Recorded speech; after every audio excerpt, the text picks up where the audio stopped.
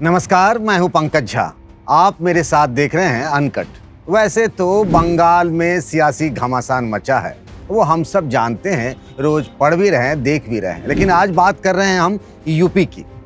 और यूपी की इसलिए कर रहे हैं क्योंकि आज दिल्ली के मुख्यमंत्री अरविंद केजरीवाल ने ऐसी बात कह दी है कि यूपी में भी चुनाव को लेकर चर्चा शुरू हो गई। अरविंद केजरीवाल ने कह दिया आज कि 2022 के शुरुआत में जो यूपी में विधानसभा चुनाव होंगे उसमें आम आदमी पार्टी मजबूती से लड़ेगी। आने वाले 2022 के विधानसभा चुनाव में आम आदमी पार्टी उत्तर प्रदेश में चुनाव लड़ेगी। अब वो एक राजनीतिक दल है, चुनाव लड़ना बनता है, लेकिन यूपी लड़ेंगे इस ऐलान पर ही लोग बहुत हैरान हैं। क्योंकि अभी याद करिए, बिहार में अभी विधानसभा के चुनाव हुए, आम आदमी पार्टी वहां चुनाव नहीं लड़ी। यही नहीं, 2017 में जो चुनाव हुए थे विधानसभा के यूपी के, उसमें भी आम आदमी पार्टी ने चुनाव नहीं लड़ा था। तो फिर ऐसा क्या हो गया कि अरविंद केजरीवाल की नजर जो है अब दिल्ली के पड़ोसी राज्य यूपी पर है। और यूपी इसलिए भी उनके दिल के बहुत करीब है कि हो सकता है उनके मन में हिसाब बराबर करने की कसक रही हो। अब पूछेंगे, हिसाब बराबर करने वाली कौन सी बात हो गई? जरा आप चलिए ना पीछे, 2014 का लोकसभा का चुनाव, जब अरविंद केजरीवाल का वो आंदोलन चरम पर था और अरविंद केजरीवाल उस वक्त एक आइकॉन बन चुके थे एंटी एस्टैब्लिशमेंट के, भ्रष्टाचार के खिलाफ लड़ाई के। मोदी भी गुजरात से चले आए थे गंगा पुत्र बनकर वाराणसी, हम सबका काशी, और वो वहां से लोकसभा का चुनाव लड़ रहे थे। अरविंद केजरीवाल भी टाल ठोकते हुए पहुंच गए बनारस और नतीजे हैरान करने वाले थे। मोदी का जीतना तो करीब करीब तय माना जा रहा था, लेकिन वहां अरविंद केजरीवाल दूसरे पोजीशन पर आ गए। ये हैरान करने वाली बात थी, जबकि वहां से अजय राय भी चुनाव लड़ रहे थे। अब अरविंद केजरीवाल तो वहां जीत नहीं पाए। उसी दौरान अमेठी से कुमार विश्वास भी चले थे राहुल गांधी, स्मृति ईरानी के खिलाफ चुनाव लड़ने। जावेद जाफरी जो फिल्मों के स्टार रहे हैं, कॉमेडियन रहे हैं, वो भी लखनऊ से चुनाव लड़ रहे थे। ऐसे और भी कई नामी गिरामी लोग थे, लेकिन किसी की जमानत तक नहीं बची थी। खैर, वो बातें बहुत पुरानी हो गई। चलिए 2022 की तरफ करते हैं। अगर अरविंद केजरीवाल की पार्टी आम आदमी पार्टी यूपी में चुनाव लड़ती है तो आज के हालात में, राजनीति में कल क्या हो किसी को कुछ पता नहीं, लेकिन 2022 को अगर आज की तारीख में हम तौलने की कोशिश करें कि आम आदमी पार्टी चुनाव लड़ती है तो क्या होगा, ये सवाल आपके मन में भी होगा। अरविंद केजरीवाल ने उधर दिल्ली में ये बात कही कि हम विधानसभा का चुनाव लड़ेंगे, और इधर बीजेपी के नेता कूद कर अरविंद केजरीवाल के खिलाफ बोलने लगे। डिप्टी सीएम केशव प्रसाद मौर्य ने, वो बनारस में थे, वही बनारस जहां से अरविंद लोकसभा का चुनाव लड़ चुके हैं, उन्होंने कहा उन्हें तो दिल्ली की सरकार संभलती नहीं, यहाँ आ रहे हैं। वह असफल मुख्यमंत्री हैं। 2 करोड़ की आबादी की सेवा करने की भी उनकी सामर्थ्य नहीं है।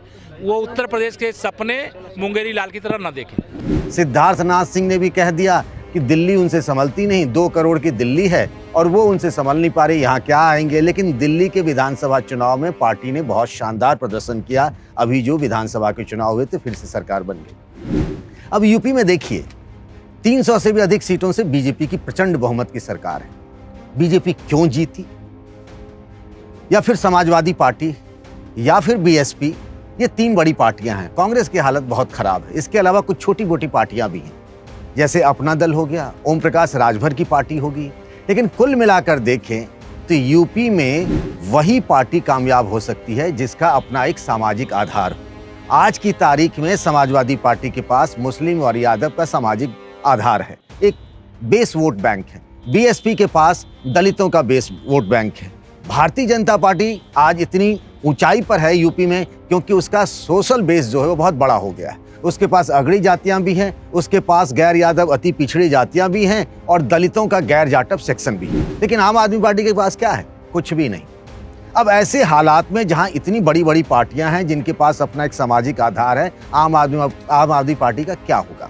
हो सकता है कि दिल्ली से सटे गाजियाबाद, गौतम बुद्ध नगर, बुलंदशहर ऐसे जिलों में अगर कोई मजबूत उम्मीदवार, मान लीजिए, जैसे मैं एक उदाहरण देता हूं कि बीजेपी का कोई टिकट मांग रहा, बीजेपी ने उसे टिकट नहीं दिया, वो इस इलाके का मजबूत नेता है, और मान लीजिए बीजेपी का वो ब्राह्मण उम्मीदवार है और वो नेता भी ब्राह्मण है आम आदमी पार्टी का, तो जाहिर सी बात है कि वहां बीजेपी को नुकसान हो जाएगा। ऐसे ही हालत में अगर कोई मजबूत नेता है, समाजवादी पार्टी टिकट दे रही है, किसी और को दे दी, उसको नहीं मिला, तो हो सकता है समाजवादी पार्टी के वोट बैंक में सेंध लगा दी। यानी कुल मिलाकर वोट कटवा वाली बात तो हो सकती है, लेकिन कोई बहुत बड़ा उलटफेर आम आदमी पार्टी कर ले, ऐसे हालात अभी लग नहीं रहे हैं।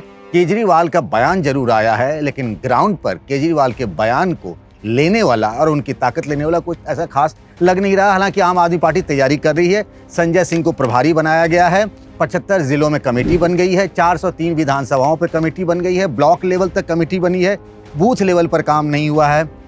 पिछली बार जब नगर पालिका के चुनाव हुए थे, 50 जगहों पर आम आदमी पार्टी के पार्षद जीत गए थे, 2 जगहों पर नगर पालिका के भी चेयरमैन थे, लेकिन इससे ज्यादा कुछ हो नहीं पाया था।